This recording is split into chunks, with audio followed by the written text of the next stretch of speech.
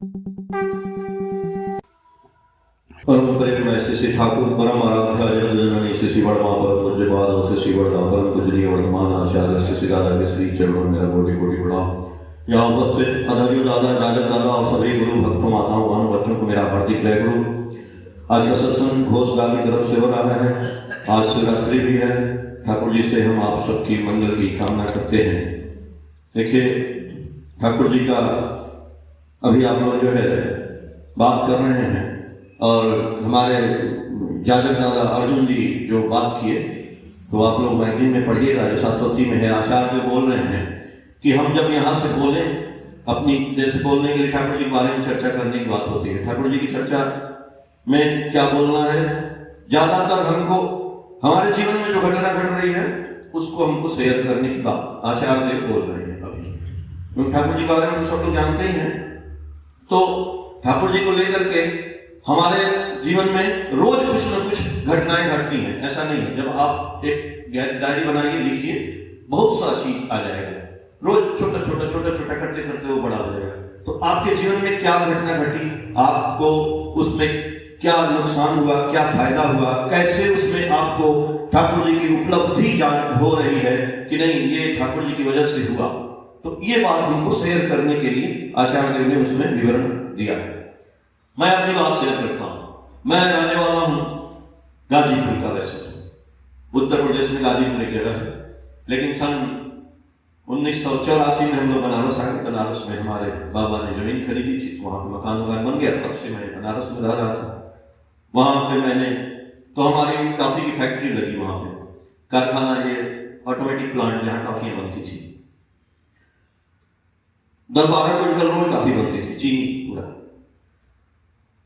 फिर वहां पे मैं चूंकि पेंटिंग वेंटिंग बनाता था, ऐसे मैंने फाइन आर्ट्स में दिया, टेस्ट बीएचयू में एडमिशन हो गया, पढ़ने लगे।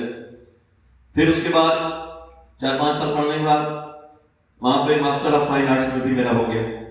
तो मैंने कहा कि बनारस में 80 घाट पे एक रीवा हॉस्टल है, रीवा छात्रावास, वो गंगा जी के किनारे है। तो वो आप बनारस में घाटों पर जब जाएंगे तो बहुत से आपको एकदम महल दिखाई देगा चारों तरफ।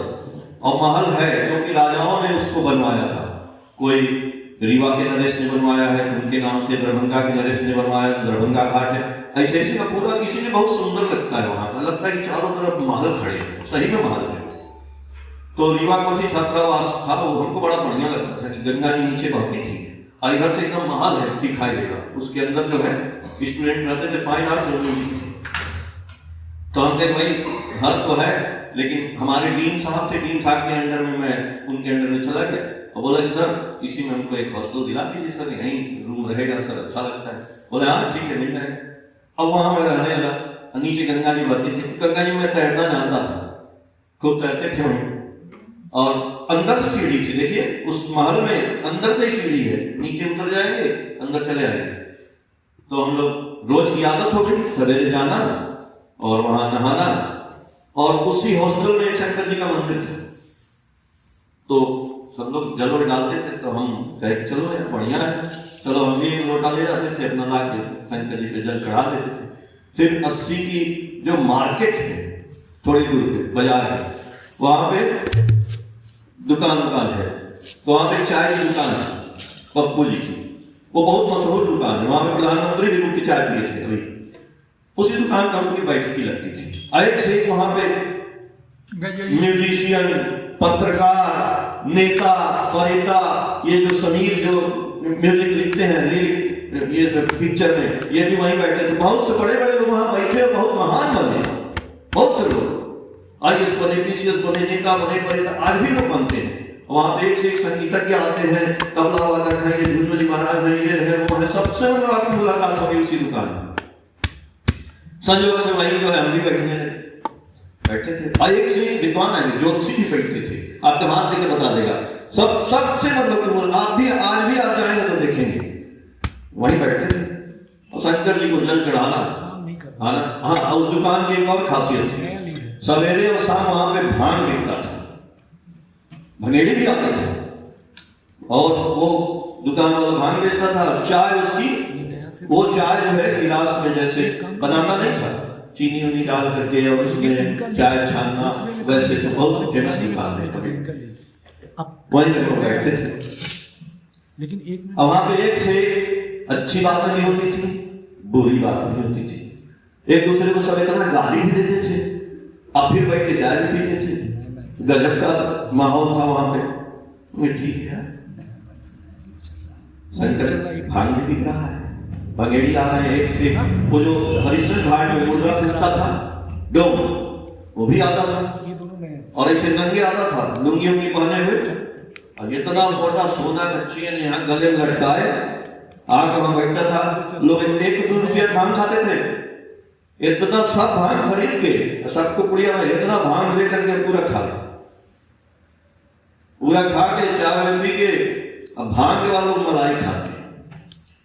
अब ये क्या, अरे शंकर भगवान की नगरी है, भांग न खाओगे, गांजा न पियोगे तो क्या।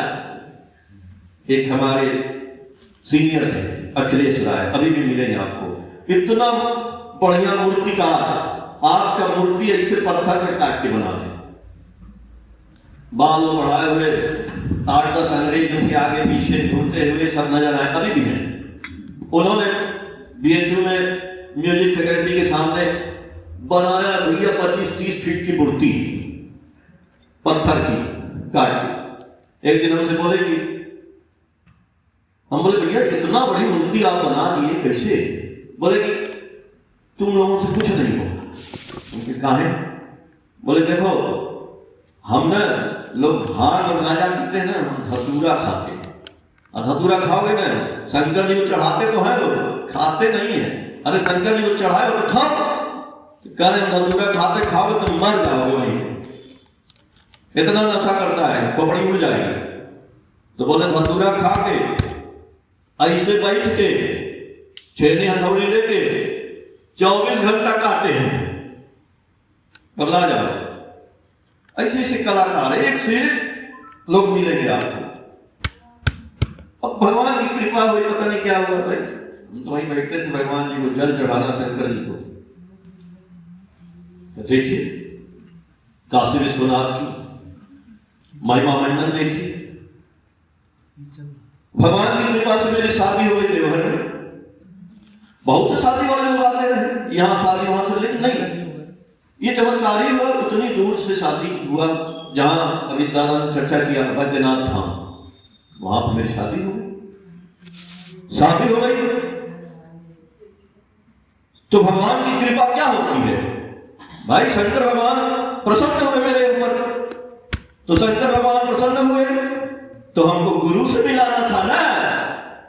भाई भगवान प्रसन्न होंगे तो गुरु से मिलाएंगे, तो शादी कराए, उसके बाद गुरु मिल गए। तो गुरु मिल गए क्या? ठाकुर जी की वाणी है, गुरु की पूजा किए बिना न होती किसी देव की पूजा, सभी देवों का सिद्ध आसन गुरु किंतु उनकी ध्वजा। अब बात ये आती है, ठाकुर जी से एक आदमी, मैं कल बोल रहा था, एक आदमी ने पूछा कि ठाकुर जी 34 करोड़ देवी देवता है, गोपाल का मतलब पूछ रहे थे। तो ठाकुर जी बोले कि गोपाल का मतलब जानते हो? गो मतलब पृथ्वी, और पाल मतलब पालन करने वाले, पृथ्वी की जो पालन करता है पूरा, वो होता है गोपाल। तो बोले वो तो कृष्ण हुए। तो ठाकुर बोले कि हाँ कृष्ण हुए, लेकिन तुमको ना 33 करोड़ देवी देवता होते हैं पृथ्वी पे, और 33 करोड़ देवी देवता की रोज पूजा करनी पड़ेगी। अब आप सोचिए, हम तो बड़ी बेईमानी करते हैं, हम शंकर जी की पूजा कर लिए, हनुमान जी की कर लिए, राम जी की कर 2-3 लोगों को कर लिए, फिर घर जाकर बैठ गए, और लोग देवता लोग का बैठे रहेंगे। बेईमानी हो रही नहीं हो रही? अपने घर में आप अपने मम्मी को खिला दीजिए, अपनी वाइफ को खिला दीजिए, और सारे बच्चों को मत खिलाइए। भाई आपने 4-5 भगवान की पूजा किया रोज, और भगवान कहां गए? तो भगवान श्राप दे रहे हैं। हमको पूजा करनी है 33 करोड़ देवी देवता की। तो ठाकुर जी बोले यही बात कि भाई तुम इष्ट की पूजा करो, इष्ट की पूजा सार्थक करोगे तो सारी पूजा हो जाएगी। तो बोलता है कि ठाकुर जी इष्ट कौन है? ठाकुर जी बोले तुम्हारा आंख कहां है, पता है? बोले हाँ आंख तो है। तो ठाकुर जी बोले, अरे भाई एकदम साफ बोल रहे हैं उसने, इष्ट मैं ही हूं। जाने हम बोलते तो है मन नाथा श्री जगन्नाथ हो, मन गुरु श्री जगन्नाथ। तो गुरु की पूजा में ही सारी पूजा सार्थक हो जाती है। और गुरु की पूजा नहीं करते हैं तो जिस भगवान की पूजा किए बस उसी भगवान की पूजा करिए। और हम गुरु जी की पूजा कर लिए, ठाकुर जी को पूजा कर लिए, तो 33 करोड़ देवी देवता की पूजा हो गई। क्यों? क्योंकि गुरु ब्रह्मा गुरु विष्णु गुरु देवो महेश्वर। खाली बोलने के लिए, करने के लिए नहीं है, खाली बोलने के लिए। बस बोलिए, करिए कुछ नहीं।